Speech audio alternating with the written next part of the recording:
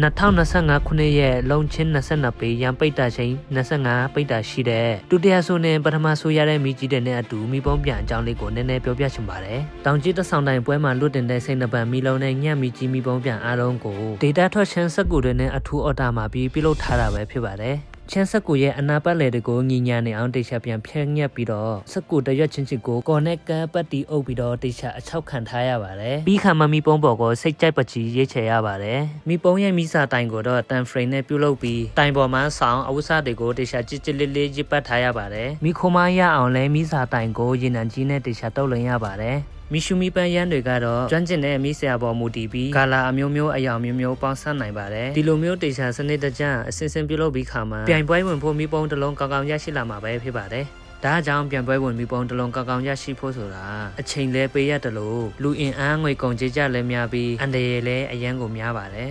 ကဲမီပုံးပြန်ပြုလုပ်ပုံကိုမတိတဲ့သူတွေအတွက်အနေချင်းတိခွင့်ရပြီဆိုတော့အခုချန်ပီယံဖြစ်သွားတဲ့ချမ်းယူနိုက်တက်အဖွဲ့ရဲ့မိကိုအားပေးလိုက်ကြရအောင်ပါ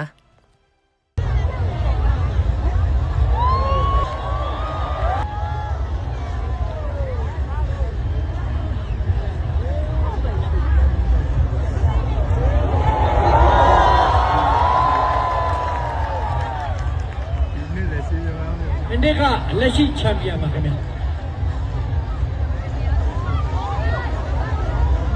မိတ်တုတ်ကျေကလေးတော့ပါခင်ဗျာမိတ်တုတ်40ချန်ပီယံမို့40